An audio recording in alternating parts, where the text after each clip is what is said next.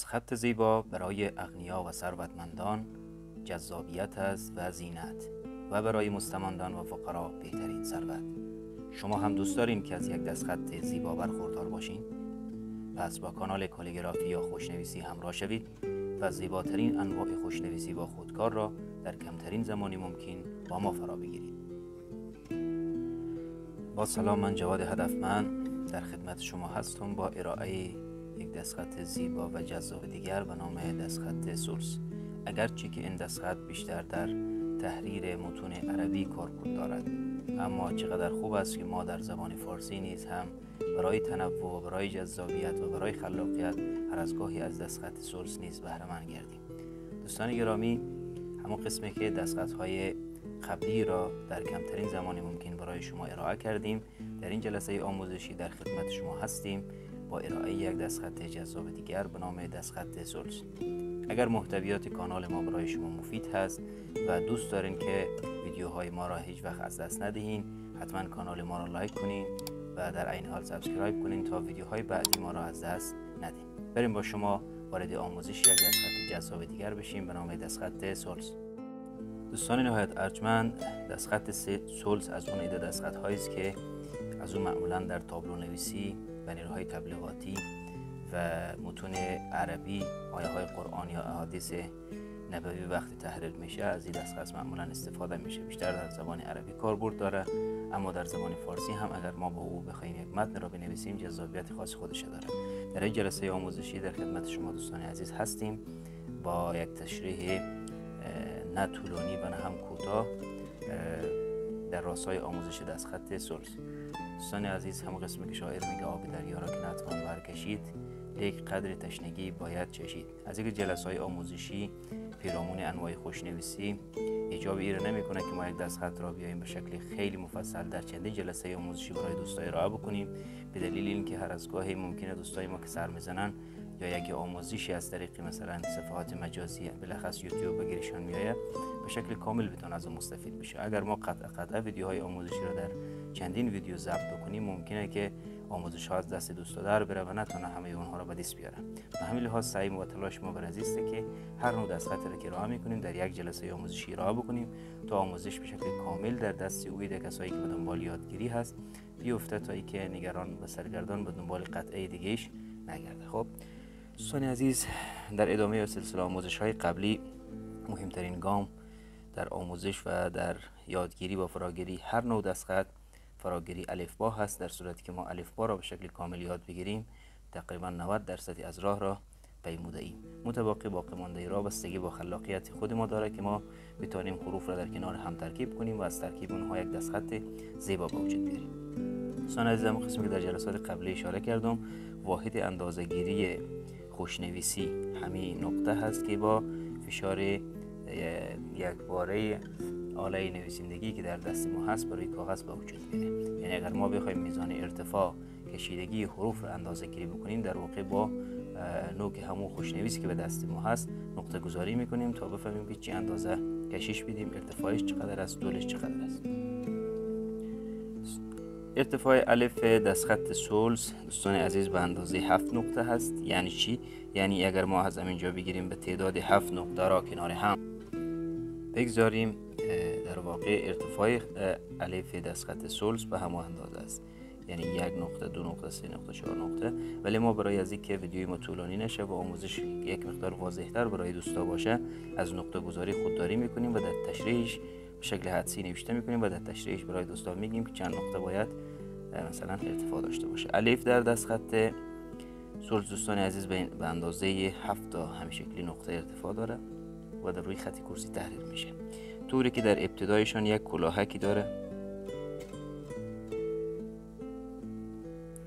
و این کلاهک معمولا در تمام الف ها دوستان عزیز در دستخط سولز بالاخص الف هایی که در ابتدای کلمه باشه وجود داره و یک زبر است که ارتفاعش با فشار خودکار و انتهایش به شکل نازک و ملایم تحریر میکنیم و در امتداد از او الف رو چیکار میکنیم دوستان عزیز؟ تحریر میکنیم به ارتفاع 7 نقطه. نگاه کنید دوستان عزیز،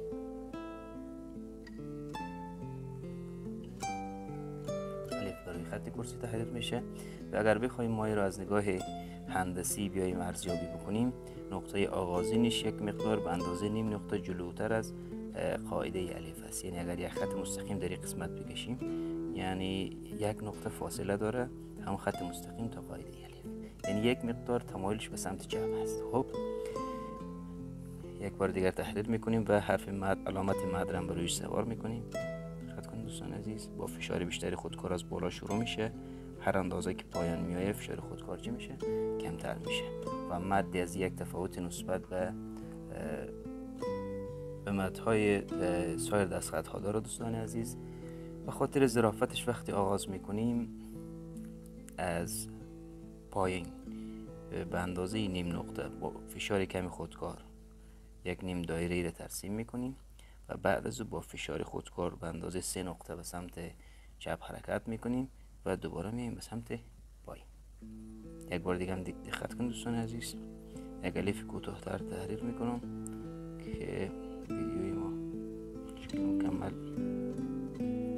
قابل دید باشه. این هم الف، سعی کنیم علامت مد یک نیم دایره کوچیک میریم بالا، با فشار خودکار به سمت چپ حرکت میکنیم و دوباره به شکل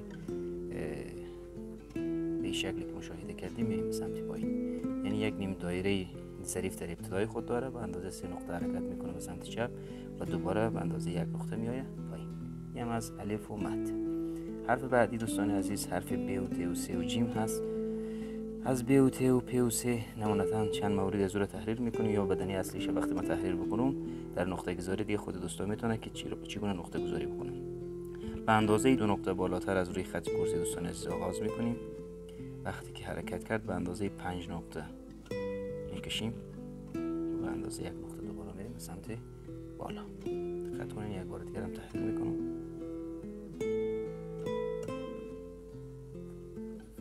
اگر ما بیایم نقطه گذاری بکنیم تقریبا به اندازه 5 نقطه از ابتدا تا انتهای حرف پ وجود داره. این میتونه ممکنه بی باشه، تی باشه یا سی باشه، نقطه گذاریش کار راحتی است. اما اگر همه بی یا تی در انتهای کلمه تحریر بشه یک مقدار تغییر شکل میده. چگونه؟ حالا ببینیم که مثلا اگر در انتهای کلمه باشه به شکل تحریر میشه، شکل ظریف با 2 نقطه بالاتر از روی خط کرسی با فشار کمی خودکار آغاز میکنیم و از اینجا میره سمت پایین و دوباره میره سمت بالا. دوستان عزیز، یعنی اگر بی و تی و سی در انتهای کلمه باشه شکلش یک مقدار تغییر میکنه. اگر در خودش به شکل مستقل تحریر بشه یک گونه تحریر میشه، اما در انتهای کلمه باشه یک مقدار تغییر شکل میده. یا بتونیم به شکل کلی بگیم بی دو نوع تحریر میشه، یکی به این شکل یکی هم به این شکل. یعنی هر دو حالتش وجود داره. این معمولا بیشتر در حالت ترکیبی استفاده میشه و این وقتی که به شکل تنها و مستقل باشه به این حالت میگیره، بی باشه، تی باشه یا مثلا سی باشه، در انتهای کلمه وقتی میایه به این شکل تحریر میشه. یک بار دیگه هم تحریر میکنم دوستان عزیز. 2 نقطه بالاتر از روی خط کرسی دقت کنین، اندازه 5 نقطه میکشیم دوباره به سمت بالا. یک بار دیگر بی و تی و سی رو دوستان عزیز تحلیل میکنم. 2 نقطه بالاتر از روی خط کرسی آغاز میشه، فشار خودکار در قسمت بیشتر میشه و در انتها یک چرخش داره سمت بالا. این میتونه بی باشه، این میتونه تی باشه و یا هم پی باشه و یا سی. اما یک چیز دیگر، اگر بی در چسبیده با کلمه دیگر در انتهای کلمه قرار بگیره شکلش یک مقدار تغییر میکنه، یعنی با این شکل تحریر میشه. یعنی از این قسمت مثلا 2 نقطه بالاتر از روی خط کرسی در نخست با فشار بیشتری خودکار آغاز میشه، وقتی در انتها میشه فشار خودکار کم میشه و دوباره میچرخیم به شکل بالا. انشالله در ترکیب نویسی حتما برای شما تحریر میکنم و توضیح میدیم که در چه جایی حرف ب و ت و سی به این شکل تحریر میشه. دوستان عزیز، حرف بعدی حرف جیم و چ و ه و خ هست. یک مقدار دقت کنیم. برای تحریر ب و ت و سی اگر متوجه شده باشین دو حالت داشت و تحریر جیم و چ و ه و خ و ه هم یک تفاوت‌های نسبت به هم دیگر داره. دوستان عزیز، در صورتی که شما اگر بخواید جیم را تحریر بکنین، چی در انتهای کلمه و یا چی به شکل مستقیم، حالت جیم یک مقدار متفاوت است نسبت به حالت ه و خ و چ. اگر هی باشه بالاتر از روی خط کرسی، در ابتدای کار یک حالت مثلث رو با ترسیم میکنیم. 2 نقطه بالاتر از روی خط کرسی یک مثلث رو تحریر میکنیم که این مثلث قسمت بالایش به اندازه تقریبا 4 یا 5 نقطه طول داره. خب در این قسمت که رسیدیم دوباره میچرخیم تا مثلث ما چی بشه؟ تشکیل بشه و همین رو امتداد میدیم. این دایره جیم برای چی کار میکنیم؟ وصل میکنیم. یعنی جیم ما بالعموم به این حالت تحریر میشه. چگونه؟ از این قسمت ببینید شروع میکنیم، دوباره میچرخیم به این شکلی. این دایره‌ای که مثلا در سایر درس‌ها نیز برای دوستا آموزش دادم. پس ابتدای حرف جیم نسبت به هم متفاوت است. در هر جایی که باشه، چی در انتهای کلمه باشه و یا چی به شکل مستقل، جیم ابتدایش شروعش به شکل یک مثلث شکل است و به اندازه 4 یا 5 نقطه به قسمتش طول داره. حرف چه چگونه تحریر میشه؟ چه دوستان عزیز هم ارتفاعش ارتفاع و اندازش تقریبا به همین اندازه است، اما یک سری تغییراتی در ابتدایش نسبت به حرف جیم وجود داره، یعنی به متفاوت تر تحریر میشه. چگونه؟ 2 نقطه بالاتر از روی خط کرسی نوک خودکار خود میگیریم، به اندازه 1 نقطه حرکت میکنیم به سمت چپ، دوباره برمیگردیم، دوباره از اینجا برمیگردیم و تقریبا به اندازه 4 و به اندازه 4 الی 5 نقطه میریم به سمت راست، دوباره از اینجا برمیگردیم. وقتی برگشتیم متباقی بعد این حرف چه را چیکار میکنیم دوستان عزیز؟ تحریر میکنیم. یعنی حرف جیم ابتدایش مثلث شکل است و حرف چه و ه مثلث شکل است. ه چگونه تحریر میشه؟ باز به همین شکل، با فشار نوک خودکار میریم به سمت چپ، دوباره برمیگردیم همین مسیر همون قسمی که چه را تحریر کردیم. ه اینجا فشار خودکار کم است، در قسمت بیشتر میشه و در انتهایش کمتر میشه. حرف ه. حرف خ متفاوت‌تر از هر کدامی از اینها است. چگونه؟ ابتدای حرف خ مانند ابتدای حرف جیم هست، اما انتهایش یک مقدار تفاوت داره. تغییر شکلی که به وجود میاد در هیچ کدام از اینها وجود نداره. ابتدایش مانند حرف جیم یک مثلث را تحریر میکنیم. وقتی میریم به تمام مراحلش تقریبا مانندی از 3 موردی که با هم تحریر کردیم هست، اما یک تغییری که به وجود میاد حالا با شما اول نظاره میکنیم بعد تحریر میکنیم. این دایره خود حرکت میدیم، فشار خودکار را در قسمت بیشتر میکنیم، این قسمی میریم بالا و یک چرخشی دوباره داره به سمت بالا و در این قسمت بدن حرف خیر چیکار میکنه؟ قطع میکنه. پس تغییر شکلی که در حرف خ وجود داره نسبت به حرف جیم و چ و ه اینه که انتهایش یک دایره شکل حرکت دایره مانند است و دوباره بدن حرف خیر چیکار میکنه؟ قطع میکنه. پس همین 4 تا را یک بار دیگه توضیح بدم. حرف جیم دوستان عزیز ابتدایش مثلث شکل است، مطابقش تفاوتی با دو تا دیگر نداره. حرف چ که هست ابتدایش همانند هی حلوایی که در خط نسق برای شما آموزش دادم تقریبا همون شکل به خود میگیره. چ و ه همین شکل به خود میگیره و خ که هست ابتدایش شروعش مانند شروع حرف جیم هست، با این تفاوت که وقتی ما نیم دایره از را تحریر میکنیم انتهایش یک مقدار تغییر شکل یا تفاوت داره که کاملا حرکت میکنه و میوه بدن حرف خیره قطع میکنه. دوستان عزیز امیدوارم که توضیحات متوجه شده باشین و برای از این که یک مقدار بیشتر بفهمین یک بار دیگر هر کدام از اینا رو تحریر میکنیم. حالا با توضیح کمتر هر کدامش یک بار دیگه هم تحریر میکنیم که ذهن نشین بشه. حرف جیم 2 نقطه بالاتر از روی خط کرسی یک مثلثی را تشکیل میدیم، فشار خودکار در این قسمت بیشتر میشه و در انتهایش دوباره فشار خودکار کمتر میشه. حرف خ چگونه هست؟ 2 نقطه بالاتر از روی خط کرسی نوک خودکار فشار میدیم، یک حرکت به اندازه نیم نقطه به سمت چپ داریم، دوباره برمیگردیم به سمت راست و بدنه حرف چه را تحریر میکنیم. حرف هم عینهم مانند حرف چه هم ه و خ یک مقدار تغییر شکل داره، ابتدایش همانند حرف جیم هست، اما وقتی در این قسمت یک چرخش میزنه دوباره میه خود بدنی خود قطع میکنه و این تغییر شکلش باعث زیبایی حرف خ میشه. پس هر کدامش یک ظرافت خاص خودش داره که در حین نوشتن بیشتر متوجه میشین. ان شاء الله در ترکیب نویسی برای دوستان بیشتر این موضوعات توضیح. حرف بعدی حرف دال هست. حرف دال چگونه تحریر میشه؟ 2 نقطه بالاتر از روی خط کرسی همون حرکت ویژه‌ای که مخصوص دستخط صلح است در دال هم وجود داره. میکشیم میایم به روی خط کرسی. وقتی که در روی خط کرسی رسیدیم میچرخیم به سمت پایین حرکت میدیم به اندازه 4 الی 3 نقطه حرکتش به سمت پایین هست و دوباره امتدادش یک چرخش بسیار ملایم داره. دقت کنید یک بار دیگه هم تحریر میکنم حرف دال.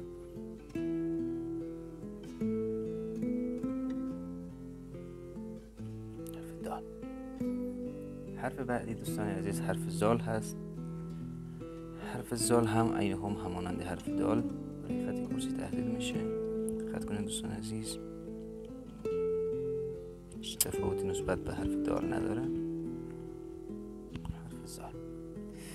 حرف بعدی دوستان عزیز حرف ر هست. حرف ر نسبت به حرف دال یک سری تفاوت هایی داره، یعنی تغییر شکل درش به وجود میاد در حین تحریر کردن. اگر حرف ر دوستان عزیز به شکل تنها و یعنی مستقل تحریر بشه و چسبیده به کلمه دیگر نباشه به این شکل تحریر میشه. نگاه کنید. ابتدا به شکل با فشار کمی خودکار حرکت میکنیم. در قسمت فشار خودکار بیشتر میشه و میچرخیم به این شکل.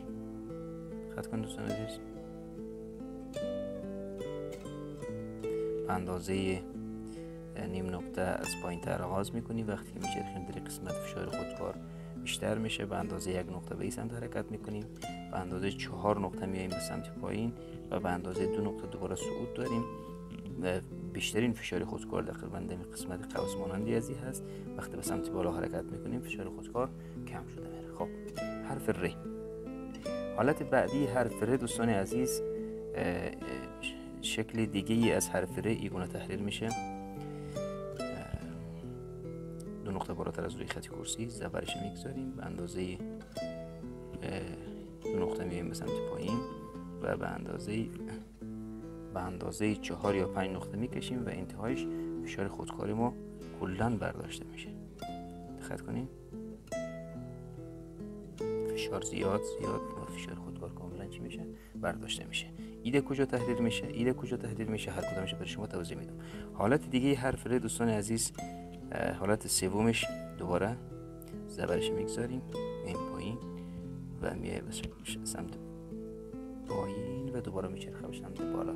این حالتش تقریبا مانند دال هست، یعنی ابتدایش به اندازه 2 نقطه بالاتر از روی خط کرسی آغاز میشه و به اندازه 4 نقطه میای به سمت پایین و قوس این ر نسبت با ر یک مقدار دایرهش بیشتر هست. اگر دقت بکنید از نگاه شکل، یعنی این 2 نقطه میای به سمت پایین به اندازه 1 2 3 4 نقطه حرکت میکنیم به سمت مایلی طرف و به اندازه 2 نقطه دوباره به سمت بالا صعود میکنیم. پس ر 3 حالت داره. یک حالت حرف ر هست دوستان عزیز، 2 حالت حرف ر هست و این هم حالت سومش است. تفاوتی از اینا در استفاده در کجا معلوم میشه دوستان عزیز؟ این ر معمولا اگر به شکل مستقل تحریر بشه ر به این حالت تحریر میشه. ری که معمولا قبل از حرف ر حرف ب یا ت قرار داشته باشه در داخل جمله و ر در انتهای کلمه باشه، این از این استفاده میشه. و معمولا در انتهای کلمه وقتی با هر حرف دیگه ای که چسبیده باشه بجز ب و ت این ر استفاده میشه. یعنی این ر به شکل مستقل اگر ر رو تحریر کنیم این حالت به خود میگیره. در حالت ترکیبی در صورتی که قبل از حرف ر حرف ب یا حرف ت باشه این حالت به خود میگیره و در انتهای کلمه در تمام ترکیب های دیگر به این شکل تحریر میشه. خب حرف ز چگونه هست دوستان عزیز؟ همین حالت از ر اگر ما یک نقطه‌ای در بالای سرش قرار بدیم این میشه حرف ز. در تمام حالت ها حالتش همین هست و هیچ گونه تغییر در از او به وجود نمیاد، چی در انتهای کلمه باشه چی در ابتدای کلمه باشه و چی به شکل مستقل ز همیشه به این حالت تحریر میشه. خب دوستان عزیز 3 حالت ر یک بار دیگر تحریر میکنم به ذهن دوستا ذهن نشین میشه. ر به شکل مستقل اگر باشه به این حالت تحریر میشه، به این حالت تحریر میشه.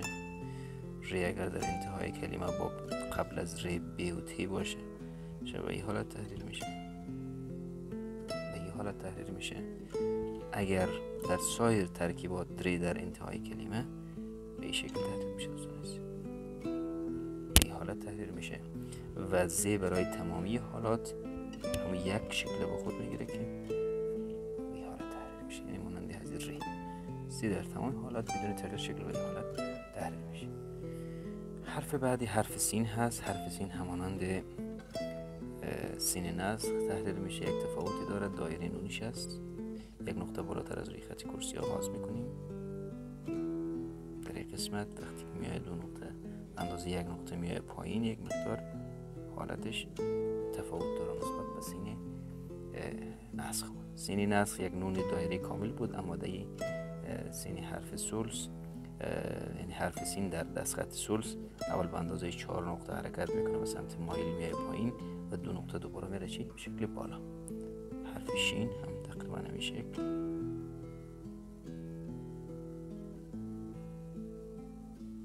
حرف شین. خب حرف بعدی حرف صاد هست. دایره نون دوستان عزیز در خط ثلث کاملا به همین شکل است، یعنی هر حرفی که در انتهای خمی دایره داشته باشه به همین تشریحاتی که داده شد تحریر میشه. حرف صاد چگونه تحریر میشه؟ شروع حرف صاد همانند حرف صاد است که ما در خط نسخ به شما توضیح دادم در آموزش قبلی. دیگه میایم دوباره شکل هم قسمی که در دایره نیم دایره‌ای که در انتهای سین نوشین چسبید از صاد و ضاد هم به همون شکل است. خط کنیم. در قسمت فشار خودکار بیشتر میشه، این قسمت کمتر است. دوباره فشار خودکار بیشتر و وقتی میای پایین قسمت فشار خودکار بیشتر و وقتی سمت بالا میاد فشار خودکار دوباره چی میشه؟ کمتر میشه. حرف ضاد. حرف بعدی حرف تا هست. حرف تا تقریبا مانند تا است که در حرف دستخط نسخ با هم مرور کردیم. از این قسمت از بالا روی خط کرسی آغاز میشه. فشار خودکار در اینجا کم است، در این قسمت که میرسه فشار خودکار بیشتر میشه.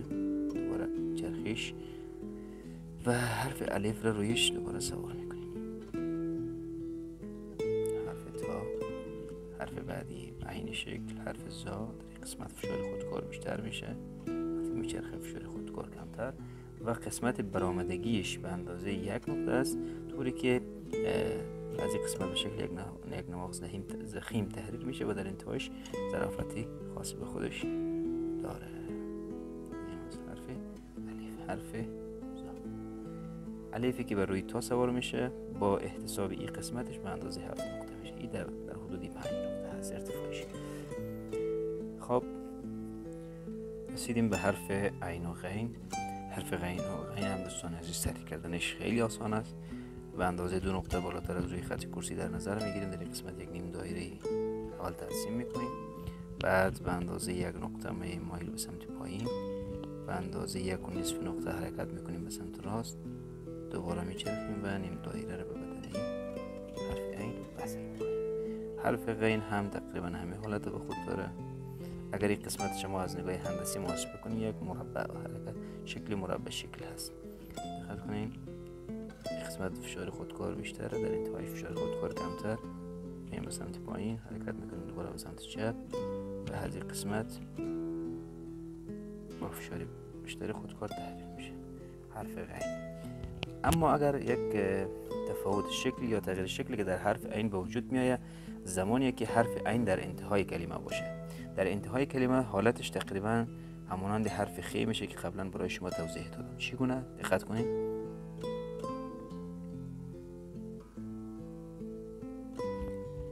تا اینجا همون هیچ تفاوتی نداره، اما وقتی که چرخش میکنه دیگه در قسمت یک مقدار تغییر شکل به خود میگیره. دوستان عزیز این معمولا در چه جایی هست؟ معمولا زمانی است که حرف عین در انتهای کلمه قرار بگیره. تا اینجا فهمیدیم که حرف عین و غین هر دو به یک حالت تحریر میشه بدون تغییرات.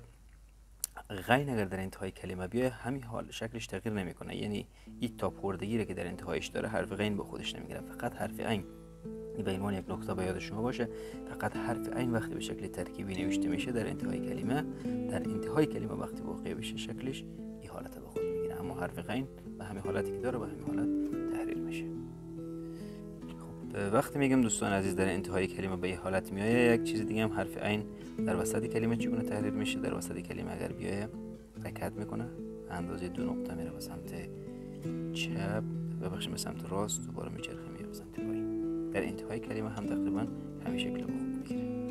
میایه این قسمت حرکت میکنه به سمت و وقتی که دوباره برگشت خود این قسمت حالتی تاپوردگی که در قسمت برای شما تحریر کردم به خود میگیره. اما یک چیز به یاد شما باشه که حرف اگر عین باشه این تغییرات برش میاد، در حرف غین هیچ تغییری به وجود نمیاد و هم شکل ساده خودش تحریر میشه. مثلا اگر این غین باشه همین حالت به حالت چی میشه؟ تحریر میشه. خب حرف ف رو دوستان از برای شما توضیح بدم. ابتدای حرف ف و حرف واو با هم شباهت خاص داره، یعنی همون قسمی که حرف ف و قاف ابتدایش تحریر میشه، حرف واو هم قسمی تحریر میشه و انتهای حرف ف تقریبا همون ب و ت و س است که با هم دیگر مرور کردیم. دقت کنید به اندازه 2 نقطه بالاتر از روی خط کرسی که خودکار رو میگذاریم، یک حالت مثلث شکلی را که در تمام حروف ف در تمام دستخط ها وجود داشت با هم ترسیم میکنیم. بعد حرف بی را، بدنی حرف بی را برازی چکار میکنیم؟ وصل. حرف ف یه بار دیگر دقت کنید دوستان عزیز، 2 نقطه بالاتر از روی خط کرسی آغاز میشه، وقتی میچرخه میاد سمت پایین، در انتهایش دوباره میچرخه میاد سمت بالا. حرف ف. حرف بعدی حرف قاف هست.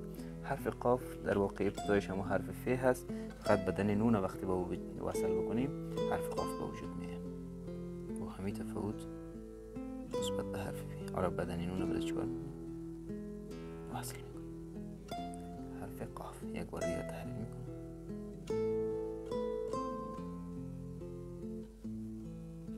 حرف قاف به اندازه چند نقطه حرکت میکنه به سمت پایین؟ به اندازه 4 نقطه. خب حرف بعدی حرف کاف هست. ابتدای حرف کاف همون الف است که ما در ابتدا برای دوستا توضیح دادیم. اول الف ترسیم میکنیم.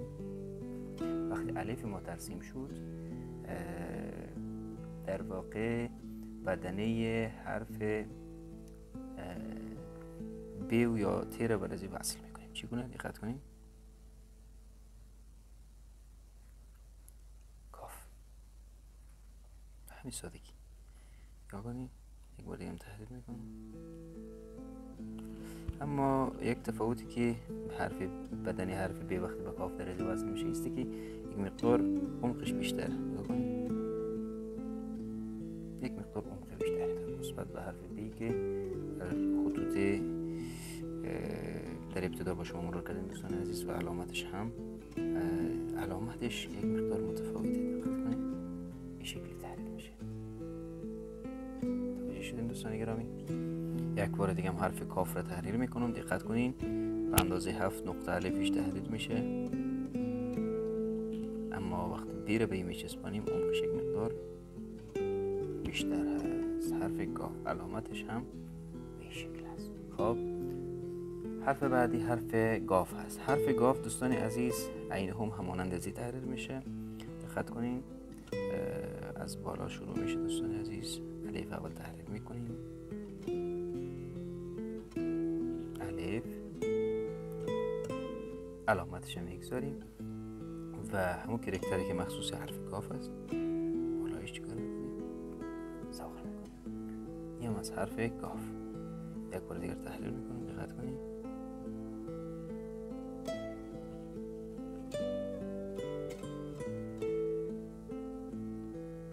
حرف گاف. یک بار دیگر هم تحریر میکنیم دوستان عزیز. دقت کنیم.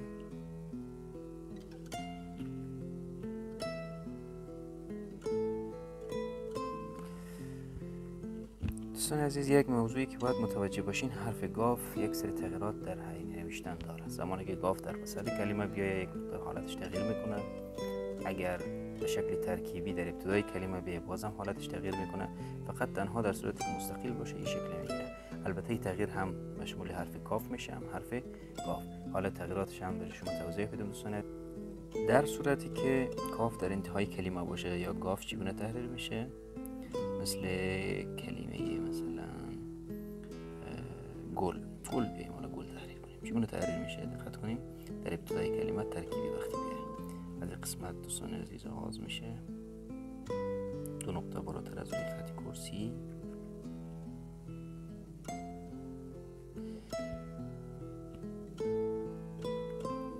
ابتدایش یک مقدار تغییر حالت بده، چی گاف باشه چی کاف باشه. چگونه؟ به اندازه نیم نقطه یک نقطه میریم بالا و دوباره تحریر میشه. گل. خطون دوستان عزیز، یعنی تفاوتی که مثلا در ابتدای کلمه اگر کاف یا گاف واقع بشه ایسته که ابتدایش یک نیم دایره ظریفی برای خود داره که به زیباییش میافزاید. گافی که در وسط کلمه باشه یا کافی که در وسط کلمه باشه باز هم حالتش تغییر میکنه.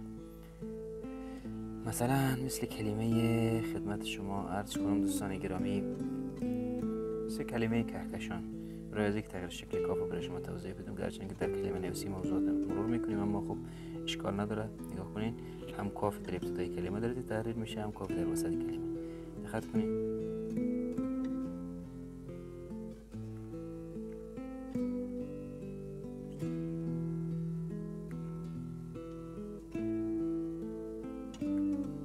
کاف اگر یا کاف در وسط کلمه باشه حالتش تغییر میکنه و این شکل به خود کنید.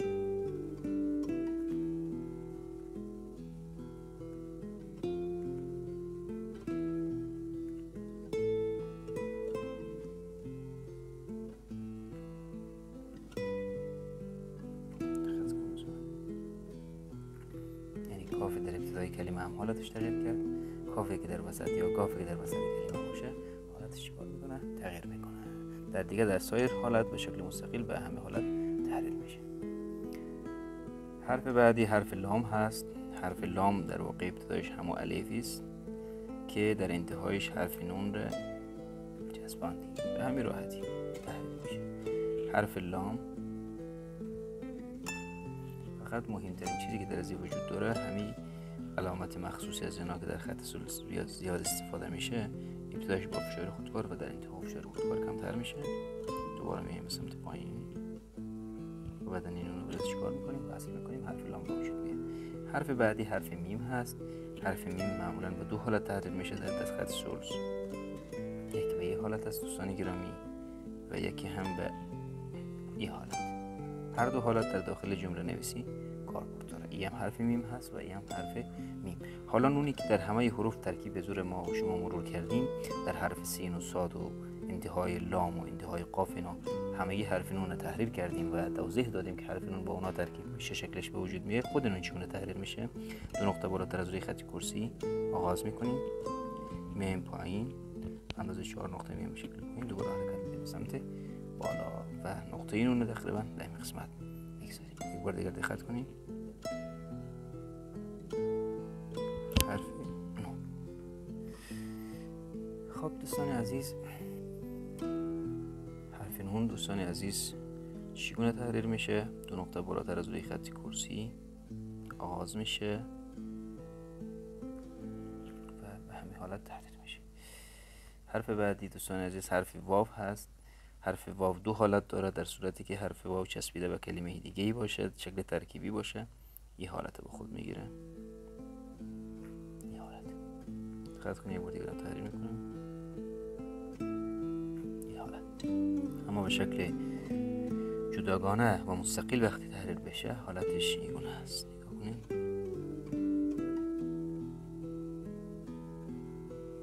یه حالت تحریر میشه. تقریبا یه قاف کوچیک میشه حرف واو. یعنی حرف قاف و واو شباهت خیلی زیادی با هم داره، با این تفاوت که واو کوچکتر تحریر میشه و حرف قاف بزرگتر.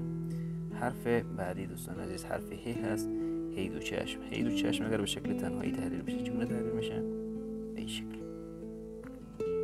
اگر به شکل تنها تحریر بشه به این شکل تحریر میشه. چگونه؟ یک زبر کوچیک میگیره با خود، یک مثلث رو تشکیل میده و این حالتش با هم دیگه در واقع هر دو زولش با هم دیگه رو قطع میکنن. حرف هی اگر در انتهای کلمه باشه دو حالت به خود داره. همین حرف هی، یکی که این حالت است، این رقمی تحریر میشه و یکی هم در انتهای کلمه به این شکل تحریر میشه. در وسط کلمه حرف هی دو چشم چگونه تحریر میشه؟ دقت کنید تا این قسمت میایه و بعد از اینجا یک حرکت بیضی مانندی تحریر میشه، دوباره میره بالا شرخ به این حالت قشنگ. و حالت بعدی هم که داره این حالت است، به این حالت. این هر دو حالت کاربردهای خاص خودش داره که معمولا در داخل کلمه نویسی به شکل ترکیبی حرف ه تحریر میشه. پس حرف ه چند حالت داشت؟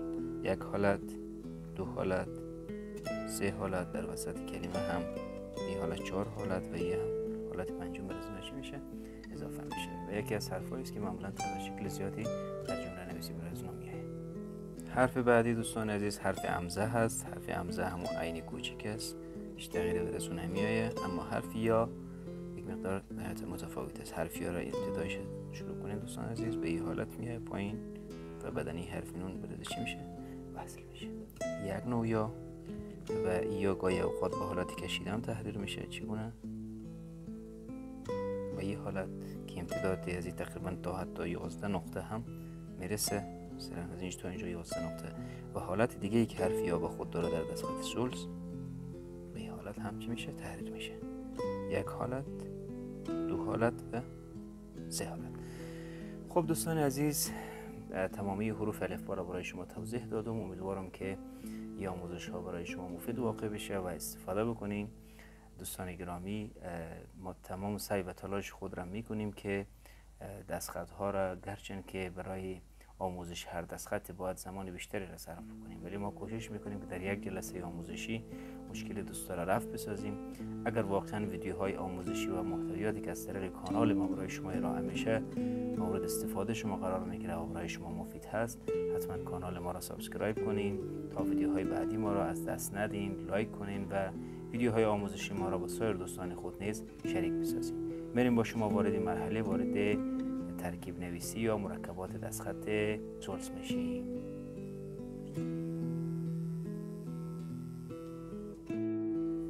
خب دوستان گرامی، مجددا خوش آمدید عرض میکنم. حضور پرمهر شما را با تماشای دستخط آموزش دستخط سولز، امیدوارم که مورد استفاده شما قرار بگیره.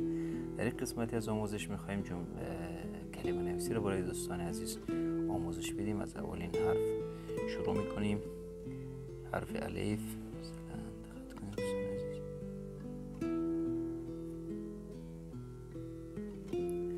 الف مثل کلمه الف در ابتدای کلمه و الف در انتهای کلمه چگونه تحریر میشه؟ دقت کنید.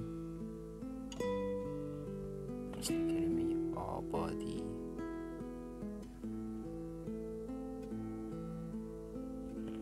مثل کلمه آبادی.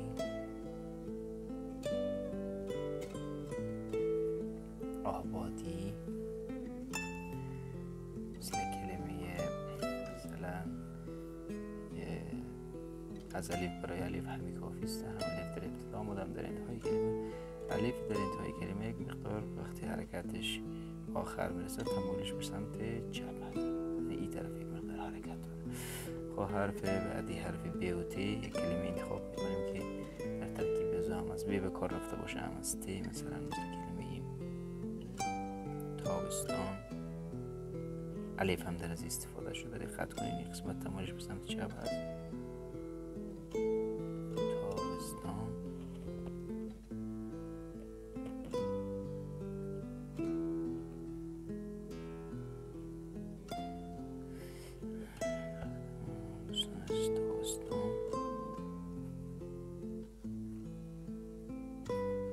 حرف نون هم در از استفاده شده.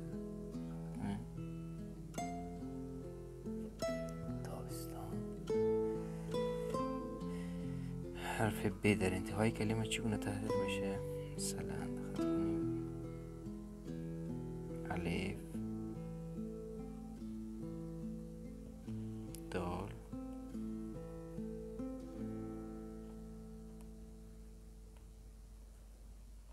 ادب. مثل کلمه چی؟ ادب. حرف بعدی حرف جیم هست دوستان عزیز. جیم در ابتدای کلمه چگونه تحریر میشه؟ با این شکل تحریر میشه. دقت کنین همون حالت مثلث شکل است، با این تفاوت که یک مقدار ابتدایش یک مقدار صافتر است. چگونه؟ دقت کنین.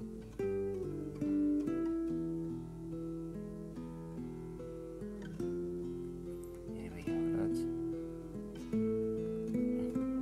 یه حالت به خود میگیره.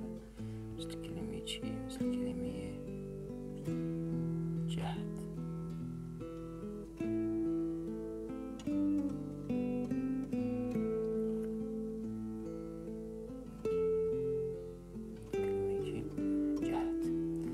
حرف جیم در وسط کلمه چگونه تحریر میشه؟ این حالت دقت کنید دوستان عزیز. کلمه مسجد همانند حرف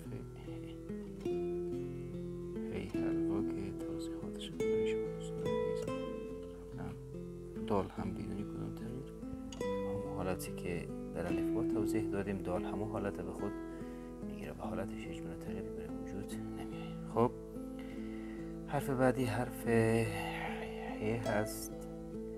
ه دوستان عزیز چی در وسط کلمه باشه مانند حرف جیم هست، در ابتدای کلمه باشه هم حالتش تغییر نمیکنه، همون حالت اولی خودخور داره و در انتهای کلمه باشه هم یکی تحریر میکنیم که در انتهای کلمه باشه، مثل کلمه چی؟ مثل کلمه فتح، هیچ گونه تغییری به حالت حرف ه نمیاد. همون قسمی که در الفبا توضیح دادیم، حرف ه همون حالت به خود میگیره، چه در ابتدای کلمه باشه، چه در وسط کلمه باشه، در انتهای کلمه. جیم اگه در انتهای کلمه باشه چگونه تحریر میشه؟ همون حالتی که در الفبا برش توضیح دادیم، همون حالت به خود میگیره. چگونه؟ به حالت، همون حالتی که ما در الفبا توضیح دادیم حالتش همون حالت است. حرف ف در انتهای خ در انتهای کلمه چگونه تحریر میشه؟ مثلا مثل کلمه فرخ اگر تحریر بکنیم،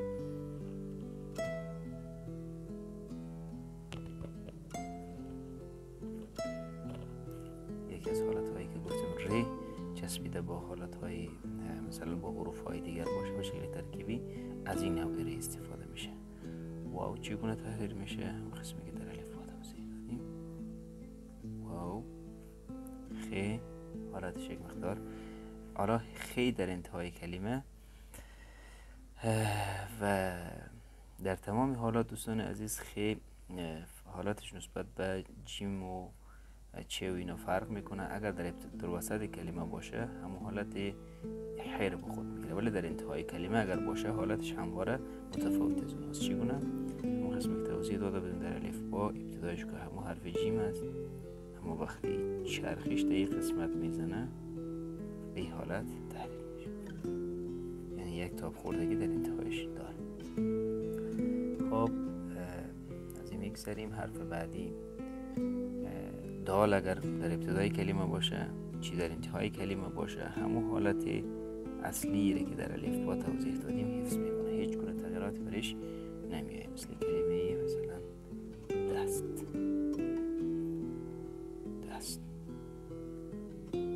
ت در انتهای کلمه قسمت که شما گفتم متفاوت تر از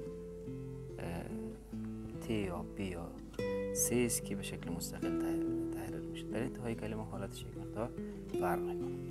خب حرف سین در اینجا هم استفاده شد. اگر سین در ابتدای کلمه باشه چگونه تحریر میشه؟ دقت کنین همون توضیحاتی که در الفبا دادیم در حالت و سیمای سین کدوم تغییری به وجود نمیاد. مثل کلمه سلامت. خوب شد که در اینجا لام ترکیبی هم استفاده شد که دوستا بفهمن لام ترکیبی چگونه تحریر میشه. دقت کنین به این حالت سلامت.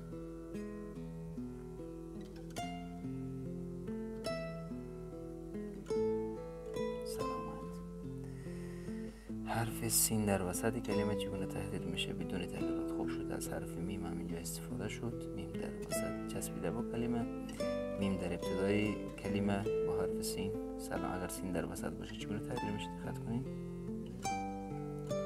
سین، لام در وسط کلمه مثل کلمه مسلمان.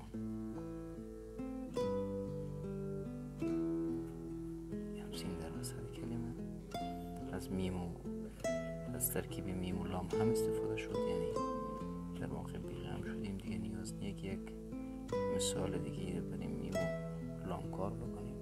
تحریر شد. و یک توضیح مختصر چون لام در اینجا استفاده شد، گاهی اوقات همین لام به خاطر که زیباتر به نظر برسه یک حالت دیگه هم به خود میگیره. چگونه؟ لا یه حالت هم به خود میگیره که اینجا تحریر شد. چگونه؟ قسمی که در اینجا با هم تحریر کردیم این حالت هم با خود این حالت که ما با شما تحریر کردیم. یکی از حالت های حرف لا چگونه هست؟ این حالت هم تحریر میشه. و یک حالت دیگه هم که تغییر شکلی داره این حالت است. دقت کنید زبر با خود میگیره. یکی، دو تا، سه تا. این حالت هم برای زیبایی بیشتر هر از گاهی معمولا در داخل کلمات ازی استفاده میشه. خب اگر شینم باشه هم مانند حرف سین استش تغییرات خاصی بر ازی نمیایه. حرف بعدی حرف صاد. دوستان عزیز حرف صاد همون قسمی که توضیح دادیم چی در ابتدای کلمه باشه، چی در وسط و چی در انتهای کلمه همون حالت داشت به خود میگیره. اما یک چیزی اگر در دستخط آموزش دستخط نسخ ما را گوش داده باشین، حرف صاد وقتی ترکیبی تحریر میشه یک مقدار پایین تر از روی خط کرسی آغاز میشه. نگاه کنین با شکل ظریف از اینجا آغاز میشه، فشار خودکار در این قسمت بیشتر میشه. وقتی که میچرخه این حالتش یک مقدار پایین تر از روی خط کرسی هست. خب یکی از جاهایی که گفتیم حالت ر تغییر میکنه و متفاوت تحریر میشه زمانی گفتیم که قبل از حرف ر حرف ب باشه که این دقیقا همون جای هست. نگاه کنیم ر در اینجا متفاوت تحریر میشه مثل کلمه چی؟ صبر. اما اگر قبل از ر ب یا ت نباشه شکلش فرق میکنه. مثلا صادی در وسط کلمه مثل کلمه مثلا بصیرت.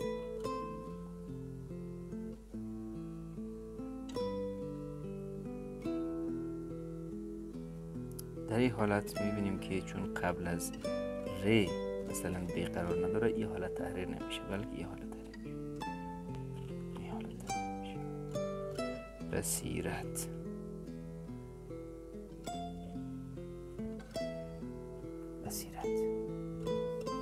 حرف صاد در انتهای کلمه چگونه تحریر میشه؟ همون حالته که مثلا در الف با تحریر دادیم. مثلا الف مثلا کلمه اخلاص.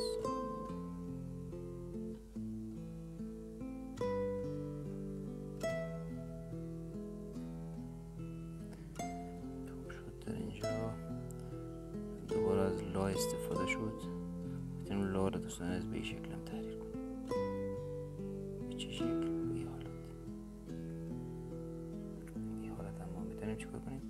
تحریر کنیم مثل کلمه چی؟ اخلاص.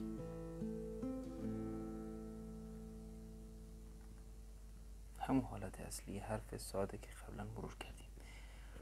حرف تا در ابتدای کلمه چگونه است؟ در انتهای کلمه چگونه است؟ نگاه کنید دوستان عزیز. حرف تا، لام،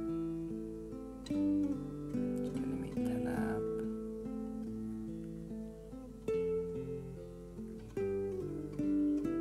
به این شکل. تا اگر در ابتدای کلمه باشه، در انتهای کلمه باشه، در وسط کلمه باشه شکلش تغییر نمیکنه، به همین حالت تحریر میشه. خب حرف بعدی حرف عین. حرف عین در ابتدای کلمه چگونه تحریر میشه؟ همون حالتی که در الف با توضیح دادیم بدون کدام تغییراتی مثل کلمه مثلا عدالت.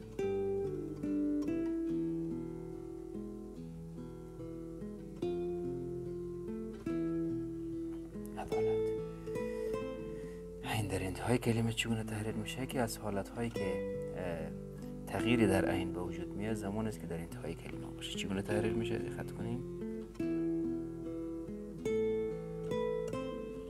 و حالت میم هم در وسط کلمه اگر باشه حالتش تغییر میکنه. دقت کنیم. عین در آخر کلمه این حالت به خود میگیره. یعنی یکی از جاهایی که ظاهر عین تغییر میکنه زمانی که در انتهای کلمه قرار داشته باشه. یک بار دیگه هم همیشه همه تحریر میکنه. یک موضوع رو میخوام شما توضیح بدم.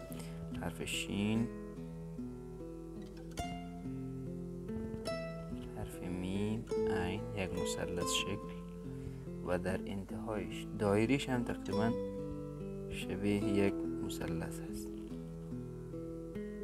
میره بالا یه وسط دوباره قد. اگر دقت بکنین همین حالت هم یک مثلث شکل یک مثلث به خود گرفته. پس تنها جایی که حالت حرف عین تغییر میکنه زمانی که در انتهای کلمه باشه. اگر غین اینجا باشه چی؟ غین تغییر نمیکنه. مثلا اگر غین در انتهای کلمه باشه چگونه؟ مثلا نگاه کنین.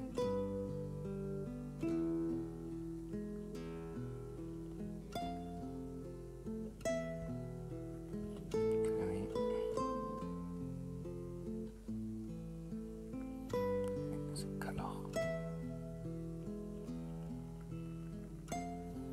این همون حالته که در الفبا داشت، هم حالت با خود میگیره و هیچ تغییراتی برش وجود نمیاد. حرف ف چگونه هست؟ یک کلمه این حالت نیست. دقت کنید. فرشته،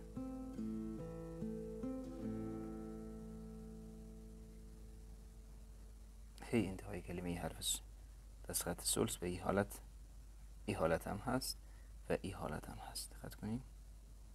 به این حالت هم چی میشه؟ تحریر میشه. خب ف تحریر شد. مثلا از قاف چگونه تحریر میکنیم؟ یک کلمه رو نوشته میکنیم که قاف هم در وسط باشه و هم در انتها، مثل کلمه مثلا شقایق.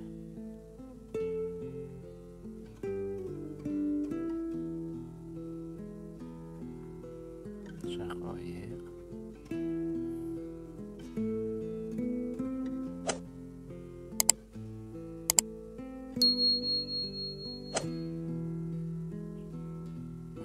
حالتهای متفاوت حرف قاف در وسط کلمه، در انتهای کلمه. حرف هی دو چشم اگر در ابتدای کلمه باشه چه شکلی تحریر میشه؟ این حالت. کلمه هلال، این حالت. اگر در انتهای کلمه باشه شکل مستقل تحریر میشه، چه حالت تحریر میشه؟ این حالت.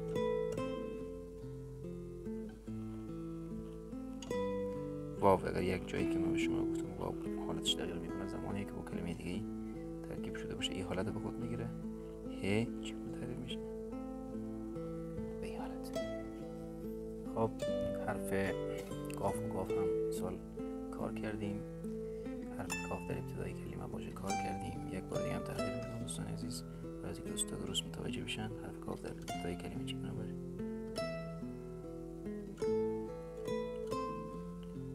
مثل کلمه کیهان.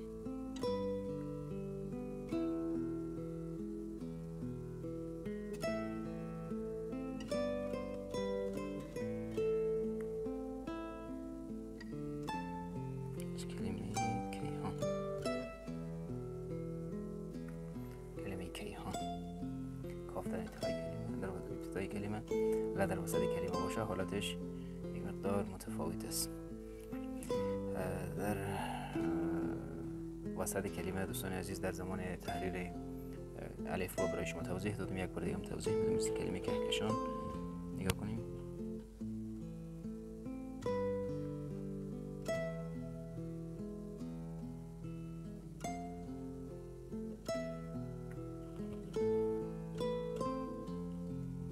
کاف در انتهای کلمه حالتش تغییر نمیکنه. در وسط کلمه اگر باشه همواره چی کاف باشه چی کاف این حالت به خود میگیره.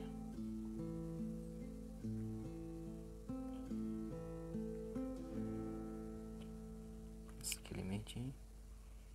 کهکشان. در ابتدای کلمه باشه حالتش این قسم است، وسط کلمه باشه این قسم است و انتهای کلمه اگر باشه بدون تغییر همون قسمی که در الف با برای شما دوستا توضیح دادم همون حالت تحریر میشه.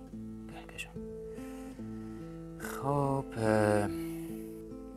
حرف گاف چگونه تحریر میشه؟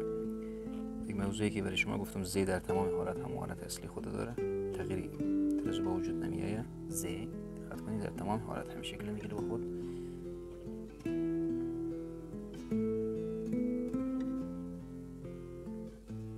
کلمه زندگی دقت کنید.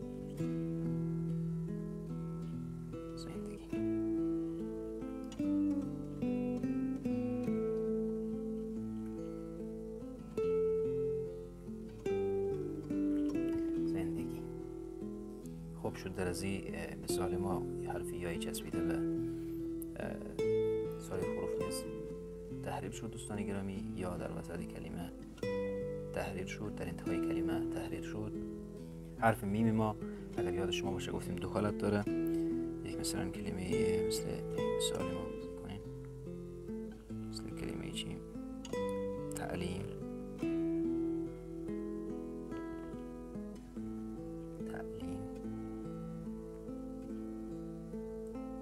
یکی به این حالت است، یکی به این حالت است و یکی هم مثلا طوری دیگه که تحریر میشه، مثل کلمه قلم تحریر میکنه. شما خط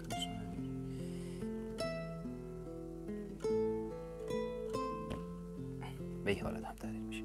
پس میم یک این حالت با خود میگیره، وقتی با کلمات دیگه ترکیب میشه به یکم به این حالت. خب دوستان عزیز، برای تمامی حروف تا جایی که به ذهن من میرسه مثال تحریر شد، یعنی مرکبات ما هم موافقانه تحریر شد و پشت سر گذاشته شد. دوستان گرامی، اگر تا اینجای کار آموزش های ما برای شما دلچسب بود و گوشه از مشکلات شما را پوشش داد، حتما ویدیوی ما رو لایک کنین، کامنت های پیشنهادی یا انتقادی میتونید برای ما بگذارین، دستخط ها رو برای ما پیشنهاد بدین و اگر میخواین آموزش های بعدی ما رو هم از دست ندین، حتما کانال ما را سابسکرایب کنین، با ما مشترک بشین تا انشالله در کنار هم باشیم و از اندوخته های هم مستفید بشیم. بریم با شما وارد مرحله بعدی میشیم. دوستان گرامی، در واقع تا اینجای کار آموزش ما با پایان رسید، اما برای از اینکه ما بتونیم مطلب را به شکل کامل برای شما توضیح بدیم، قسمت سومی از آموزش که جمله نویسی هست، او را نیز برای دوستا تحریر میکنم. یک چند تا مطلب را در قالب دستخط سلس برای دوستا تحریر میکنم تا اینکه کاملا بتونه آموزش را فرا بگیره. و در جریان تحریر جمله نویسی که یک مطلب قرار تحریر بکنم برای شما، حرف نمیزنم و در این جای کار در واقع ویدیوی آموزش شما با پایان رسید. قسمت توضیحاتش شما را به خدای یکتا میسپارم و در همه عرصه‌های زندگی خود موفق باشین و تا آموزش دیگر و تا درود دیگر بدرود. بریم با شما وارد مرحله بعدی آموزش که جمله نویسی هست بشیم.